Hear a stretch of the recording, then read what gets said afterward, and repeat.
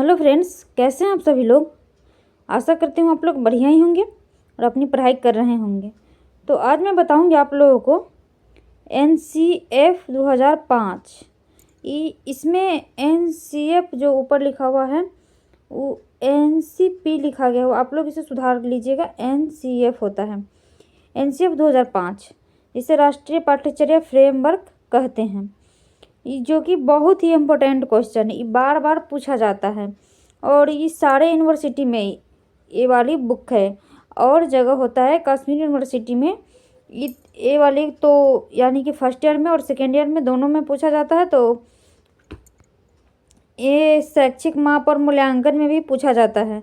और आप लोग बीएड कर लेने के बाद कर लीजिएगा तो फिर सीटेट अगर करिएगा या कोई भी टेट करिएगा तो उसमें पूछा ही जाता है NCF 2005 के सिफारिश। और क्या कहते हैं ये अदर जगह अदर यूनिवर्सिटी में ये कंटेम्प्ररी इंडिया ऑफ एजुकेशन में ये पूछा जाता है। तो आप लोग इसे ज़रूर देखिए और इस वीडियो को पूरा देखिएगा, क्योंकि वीडियो लॉन्ग होने वाली है। आप लोग इसे पेशेंस रखिए थोड़ा सा और पूरा देखिए। बहुत ही इम्पोर्टेंट है और आसान शब्दों में है, आप लोगों को बहुत ही अच्छे तरह से समझ में आएगी। तो मैं बता रही हूँ, आप लोग देखिए।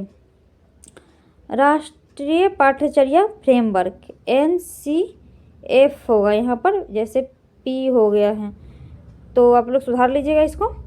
भारत के शिक्षा के पाठ्यक्रम या पाठ्यचर्या, भारत शिक्षा के पाठ्यक्रम या पाठ्यचर्या दोनों एक ही है, के निर्माण के लिए जो रूपरेखा तैयार की जाती है उसे ही राष्ट्रीय पाठ्यचर्या कहा जाता है।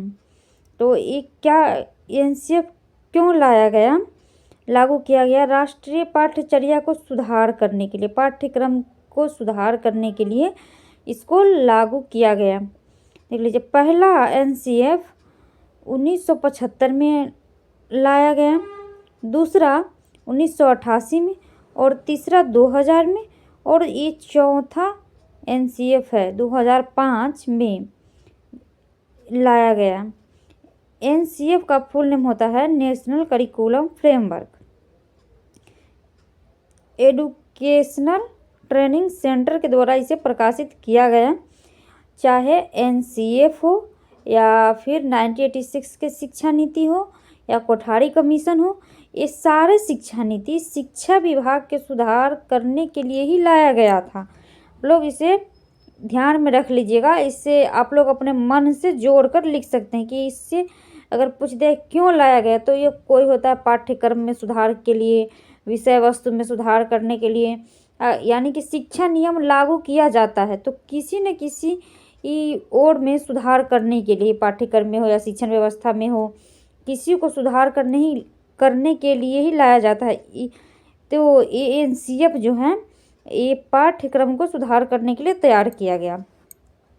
देखिए, सबसे अंतिम पाठ्यचर्या रूपरेखा 2005 है, सबसे अंतिम है, चौथा है। इसे पाठ्यक्रम को सुधार करने के लिए लाया गया। NCF 2005 में पहले की सरकारों द्वारा बनाए गए नेशनल पॉलिसी ऑफ एजुकेशन 1986 से 1992 को ध्यान में रखा गया। इसके लिए मानव संसाधन विकास मंत्रालय MHRD के द्वारा राष्ट्रीय शैक्षणिक अनुसंधान तथा प्रशिक्षण परिषद NCERT के कार्यकारिणी सभा बुलाई गई। तो आप लोग इसे समझिए और आप लोग इसे हो सके तो आप लोग अपने नोटबुक में नोट करके पढ़िएगा तो और अच्छे से समझ में आएगी। इसे इस तरह से उसे प्रत्यक्ष रूप से फ्रेशनेस दिख रहा है, आप लोग अपने हाथों से नोटबुक में नोट कर लीजिएगा तो लिखने से और अत्यधिक समझ में आता है और ध्यान भी रहती है। इसीलिए जिसको 21वीं सदी के लिए तैयार किया गया, नवीन पाठ्यक्रम तैयार करने का कार्य दिया गया। इस पाठ्यक्रम की जो नीति लागू किया गया, इसको 21वीं सदी के लिए, अभी तो 21वीं सदी ही चल ही रही है, इसके लिए ही ये तैयार किया गया।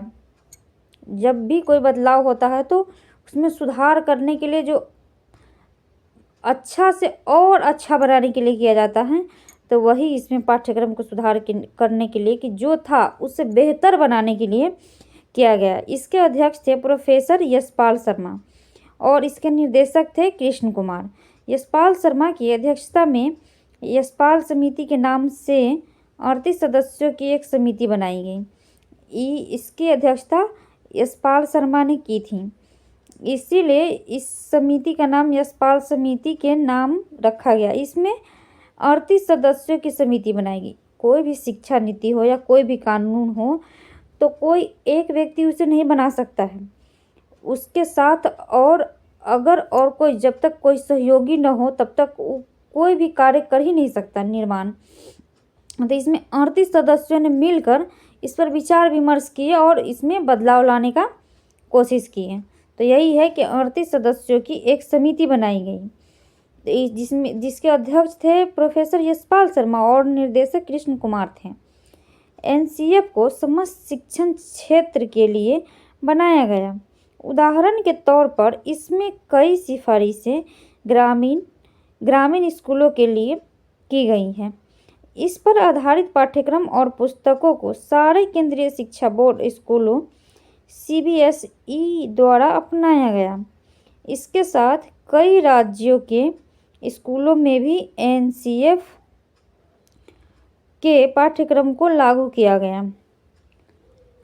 तो यहाँ तक आप लोग समझ गए होंगे और इससे आगे भी मैं आप लोगों को बता रही हूँ, लोग ध्यान से सुनिएगा। एनसीएफ 2005 का 22 भाषाओं में अनुवाद किया गया और 17 राज्यों के पाठ्यक्रम में इसको शामिल किया गया। एनसीएफ या एनसीईआरटी द्वारा एनसीएफ को लागू करने का प्रत्येक राज्य को 10 लाख रुपए की गारंटी दी गई। इसको लागू करने के लिए कितने राज्यों में लागू किया गया? 17 राज्यों में पाठ्यक्रमों को इसको शामिल किया गया और 22 भाषाओं में इसका अनुवाद किया गया। अलग अलग राज्य की जो अलग भाषा होगी तो उनके राज्य के अनुसार उसकी भाषाओं में इसको पाठ्यक्रम को शामिल किया गया। एनसीईआरटी एनसीएफ को लागू करने में प्रत्येक राज्य को 10 लाख रुपए की गारंटी दी। तो कोई भी शिक्षा हो या कुछ जिस उसमें पैसा लगता है तो उसके लिए इतनी व्यवस्था की गई या दी गई। एनसीएफ की विशेषताएं। अब आ गया एनसीएफ की विशेषताएं। इससे पहले था एनसीएफ के बारे में कौन कैसे लागू किया, कैसे हुआ, किस लिए हुआ। अब एनसीएफ की विशेषताएं। एनसीएफ की मुख्य विशेषताएं इस प्रकार हैं। शिक्षा के रोल मॉडल को बदलना। लागू ही किया गया बदलाव के लिए तो बदलेगा। शिक्षा के रोल मॉडल को बदलना, सारे स्वरूप को बदला जाता है और शिक्षा के बदला जाता है तो उसमें सभी क्षेत्र में पाठ्यक्रम, शिक्षक, स्कूल के नियम कानून, शिक्षण सामग्री, विषय वस्तु, सारे पर ध्यान दिया जाता है और सब में चेंजिंग लाने के लिए किया जाता है। शिक्षा के रोल मॉडल को बनाना, बच्चे के संपूर्ण विकास को यकीनी बनाना यानी कि विश्वसनीय बनाना।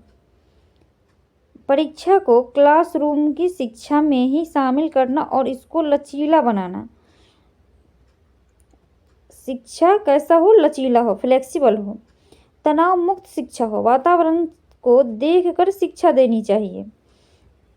बालकों का चहुमुखी विकास किया जाए। शिक्षा के द्वारा बालकों का चहुमुखी विकास किया जाए। पाठ्यक्रम मूर्त से अमूर्त की ओर हो। पाठ्यक्रम कैसा हो? मूर्त से अमूर्त की ओर। मूर्त किसे कहते हैं? जिसे हम लोग देख सकते हैं। अमूर्त उसे कहते हैं जिसे नहीं देख सकते हैं। सॉरी।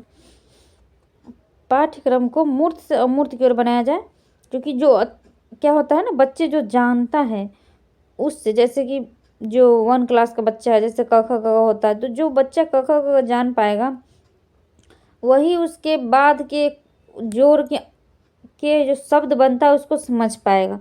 और जब तक बच्चा को क ख का पता ही नहीं होगा तो उसके बाद वाला जो शब्द बने काम, नाम, ये कभी नहीं समझ पाएगा। इसीलिए उसे मूर्त से अमूर्त की ओर, जो जानता है उससे जो न जानता है उसकी ओर ले जाएं। शिक्षा बाल केंद्रित हो, वह रटने से मुक्त हो।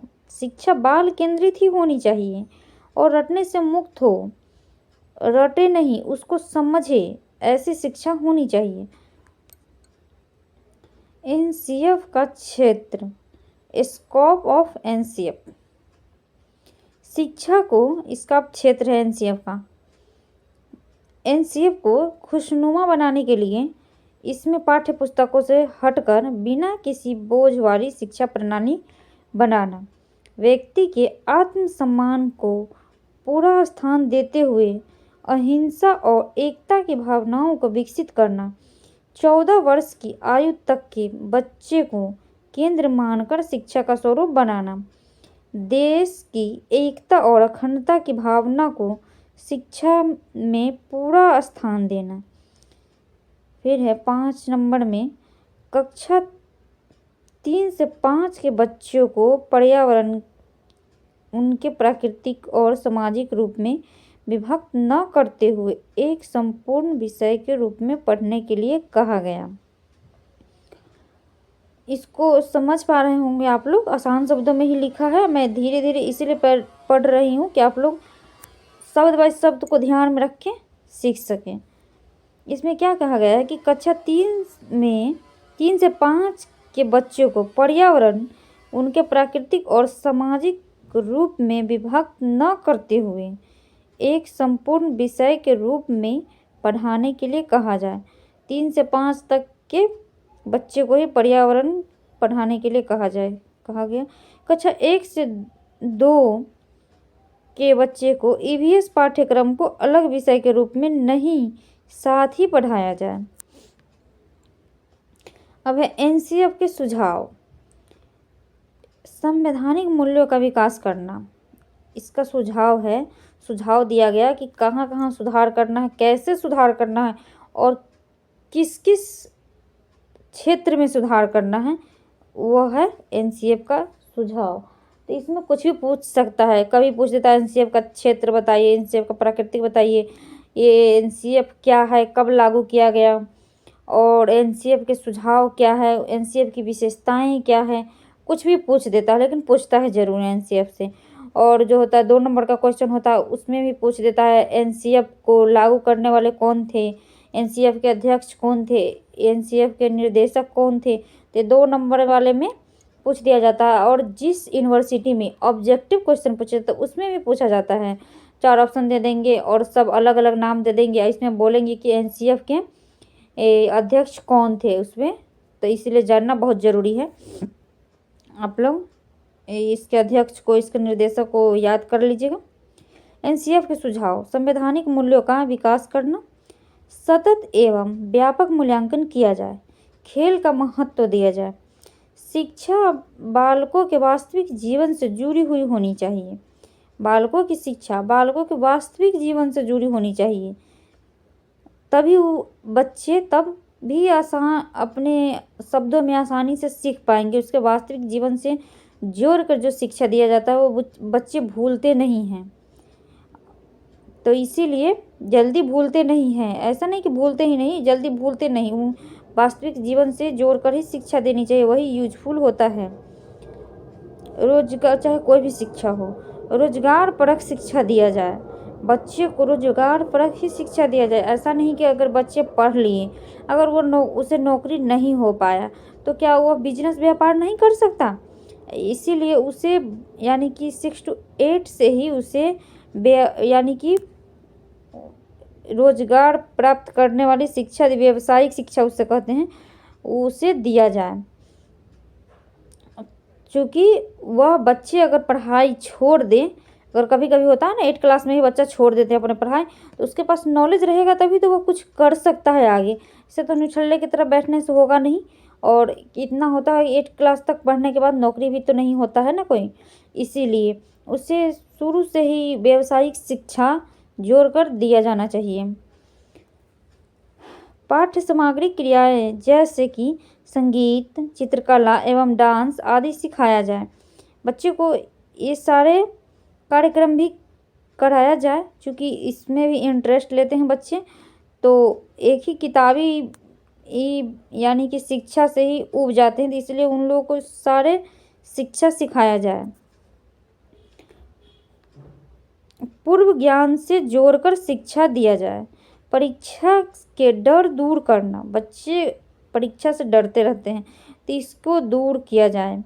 उत्तम शिक्षा देने के लिए शिक्षकों को प्रशिक्षण दिया जाए। शिक्षा को बेहतर बनाने के लिए उचित शिक्षण सामग्री की व्यवस्था किया जाए। तो शिक्षा यूजफुल कब होगा, शिक्षा बढ़िया कब होगा, जब शिक्षण सामग्री हो, शिक्षण व्यवस्था सही हो, शिक्षक प्रशिक्षित हो, तभी तो अपने स्टूडेंट को शिक्षा दे पाएंगे। शिक्षक को यानी कि तुरंत यानी कि प्रशिक्षण दिया जाए, 2 महीने में, 4 महीने में, 6 महीने में उसको प्रशिक्षित किया जाएगा, तभी तो वो अपने बच्चे को अपने टीचिंग मेथड में सुधार लाकर, उसमें चेंजिंग लाकर उससे अच्छा और उससे बेहतरीन शिक्षा दे पाएंगे। तो इसीलिए शिक्षक को भी प्रशिक्षण की ज़रूरत पड़ती है, उससे भी प्रशिक्षित किया जाए। और प्रशिक्षित शिक्षकों द्वारा जब स्टूडेंट को पढ़ाया जाएगा तो उसमें बदलाव ज़रूर आएगी, अवश्य आएगी उसमें बदलाव। अगर शिक्षकों को प्रशिक्षण दिया जाए और शिक्षकों को अपने सब्जेक्ट के बारे में पूर्ण नॉलेज होना चाहिए। ऐसा नहीं कि जो एक से यानी कि सब्जेक्ट के टीचर है तो उसी का नॉलेज होना चाहिए, ऐसा नहीं होता है। उसे थोड़ा बहुत ऑल सब्जेक्ट की नॉलेज होनी चाहिए।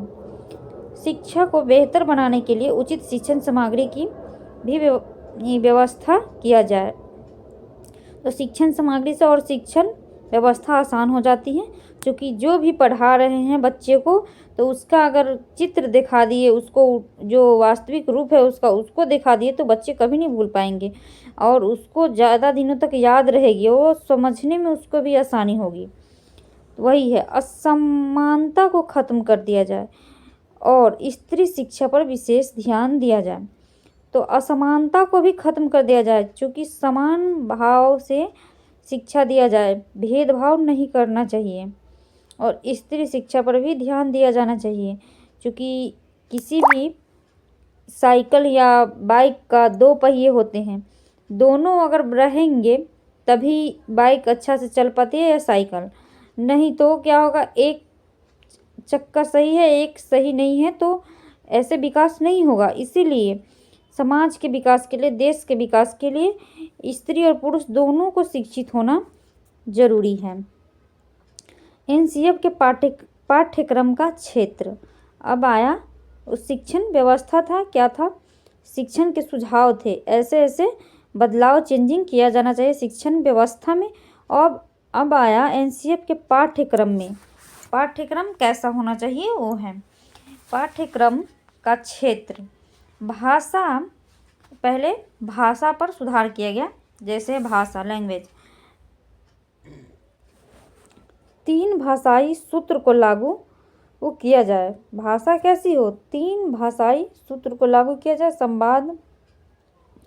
संवाद घर की भाषा में किया जाए और मातृभाषा का क्षेत्रीय भाषा को पहली भाषा के रूप में पढ़ाया जाए। तो ये बहुत ही इम्पोर्टेंट है, मातृभाषा में ही शिक्षण में दिया जाए। आप लोग अभी बीएड कर रहे हैं, बीएड के बाद अगर सीटेट करिएगा तो उसमें अगर सीटेट करिएगा तो उसमें यही सब दिया जाता है सीडीपी में, कि बच्चे को क्षेत्रीय भाषा से जोड़कर पढ़ाया जाना चाहिए। बच्चे को बचपन में जो भाषा वह जानते हैं उसी भाषा में शिक्षा दिया जाना चाहिए, तभी वो समझ पाएगा। जैसे कोई बच्चा है हिंदी मीडियम का है और उनके टीचर इंग्लिश वाले हैं, तो वो ज़्यादा अपने इंग्लिश लैंग्वेज का प्रयोग करते हैं, इंग्लिश भाषा में ही उस शिक्षा देते हैं, तो हिंदी मीडियम वाला बच्चा नहीं समझ पाएंगे। इसीलिए उसको समझाने के लिए, सेटिस्फाइड करने के लिए बच्चे के क्षेत्रीय भाषाओं में ही शिक्षा दिया जाना चाहिए। और उसके बाद जैसे जैसे आगे बढ़ेंगे तब तो अपने आप सीख ही लेते हैं। अब गणित के विषय के लिए है।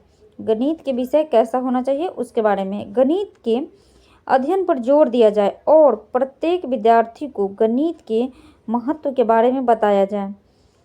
अब गणित के जैसे पहले होता था कि जैसे कि बच्चा तीसरी क्लास तक जोड़ घटाव ही सीखे, उसे गणित विषय था ही नहीं। तो इसीलिए इस विषय पर भी जोर दिया गया कि उसे बचपन से ही गणित दिया जाए, भले ही आसान शब्दों में हो, जोड़ कर ही हो, तो उसे फिगर जोड़ जोड़ कर जैसे लिखा जाता है कि 2 3 4 इस तरह का ही हो, लेकिन शुरू से ही पाठ्यक्रम में लागू किया जाए, जोर दिया जाए। विद्यार्थी को गणित के महत्व के बारे में भी बताया जाए। उसके बाद है कंप्यूटर शिक्षा। कंप्यूटर के बारे में, कंप्यूटर की शिक्षा को भी पाठ्यक्रम में अवश्य शामिल किया जाए, जिससे विद्यार्थियों को ज्ञान के सभी स्रोत का पता चल सके। अब है कला की शिक्षा, आर्ट एजुकेशन। कला की शिक्षा में कला को शिक्षा में शामिल करके बच्चों का संपूर्ण विकास किया जा सकता है। उसके बाद है विज्ञान की शिक्षा, साइंस। बौद्धिक विकास के लिए विज्ञान को पाठ्यक्रम में पूरा स्थान दिया जाए। वैज्ञानिक आधार पर शिक्षा को लागू किया जाए। समाज में विज्ञान तौर तरीके का बहुत बड़ा स्थान होता है। सामाजिक विज्ञान, अब है सामाजिक विज्ञान, सोशल साइंस। सामाजिक विज्ञान की शिक्षा को पाठ्यक्रम में पूरा स्थान देकर उसके उपयोग से अच्छे नागरिक बनाने में मदद ली जाए और अनुशासित तरीके से ज्ञान की प्राप्ति की जाए। उसके बाद है शांति की शिक्षा। बच्चे में धैर्य और ध्यान के साथ सुनने की आदत डाली जाए। सहयोग और टीम भावना की शिक्षा दी जाए। अनुशासन पर बल दिया जाए और सकारात्मक सोच वाले ऐसे नागरिक विकसित करने पर जोर दिया जाए जो शांति के साथ रहना जानते हो, और इस प्रकार पाठ्यक्रम में शांति में रहने की शिक्षा को भी ध्यान दिया जाए। तो ये है शांति शिक्षा। इसके बाद है काम और शिक्षा, वर्क एंड एजुकेशन। स्कूल के पाठ्यक्रम में काम और शिक्षा को एक दूसरे का पर्याय माना जाए, जिसमें व्यवहारिक शिक्षा शामिल हो और व्यक्ति शिक्षा प्राप्त करने के बाद अपनी जीविका अच्छी तरह से कमा सकें। अब है स्वास्थ्य और शारीरिक शिक्षा। इसको भी शामिल किया गया शिक्षण व्यवस्था में, पाठ्यक्रम में। स्वास्थ्य और शारीरिक शिक्षा को स्वस्थ अरस्तु कहते हैं कि स्वस्थ शरीर में ही स्वस्थ मस्तिष्क का विकास होता है। तो शिक्षा के साथ साथ बच्चे को सिर्फ पाठ्यक्रम का ही ज्ञान नहीं दिया जाना चाहिए, उसे इस सभी विषयों का ज्ञान दिया जाना चाहिए, सभी क्षेत्रों के बारे में, जैसे स्वास्थ्य के बारे में, काम के बारे में, सबके बारे में ज्ञान देना चाहिए। तभी तो वो आगे बढ़ पाएंगे, सभी को समझ पाएंगे, शुरू से उनको ये नियम पता रहेगा। तो जैसे है स्वास्थ्य और शारीरिक शिक्षा, बच्चों में अपने स्वास्थ्य के प्रति जागरूकता पैदा की जाए और बीमारियों के उपचार के बारे में बताया जाए। उससे बीमारियों के बारे में और उसके उपचार के बारे में भी बताया जाए कि ये रोग होता है तो इसकी उपचार इस दवा से हो जाता है। ऐसा कोई खाद्य पदार्थ जो उसे नहीं खाना चाहिए, जो बॉडी में खराबी करता है, नुकसानदेह होता है, इसीलिए उसे जानकारी होनी चाहिए कि क्या खाने वाला है, क्या नहीं खाने वाला है, क्या हमारे शरीर के लिए फ़ायदेमंद है, क्या हानिकारक है, इसकी जानकारी उसे होनी चाहिए। बच्चे को जिम्मेदार नागरिक के रूप में विकास करने के लिए भिन्न एनसीसी, रेड क्रॉस और गाइड्स में हिस्सा लेने को कहा जाए। तो उसे जिम्मेदार नागरिक बनने के लिए कहा जाता है कि एनसीसी, रेड क्रॉस और गाइड्स में हिस्सा लेने को कहा जाए। तो जैसे होता ना, क्या कहते हैं उसे, एक्सरसाइज वगैरह सब में हिस्सा लेने को कहा जाए, तभी तो वो सीख पाएगा। एक्सरसाइज करेगा तो उसका बॉडी सही रहेगा। तो मैं आशा करती हूँ आप लोग समझ पाए होंगे और मैं आप लोगों को समझा पाई हूँ कि नहीं, आप लोग इसे कमेंट में लिखकर ज़रूर बताइएगा। बहुत ही इम्पोर्टेंट क्वेश्चन है, इसके सारे हैं, आप लोग इसको एक बार पढ़ लीजिएगा तो कुछ भी पूछिए आप लोग उसका आंसर बहुत ही अच्छी तरह से दे सकते हैं। तो आशा करती हूँ आप लोग अभी तक समझ पाए होंगे। और ये वीडियो कैसा लगा उसे एक लाइन ज़रूर लिखिएगा कमेंट बॉक्स में। Thank you.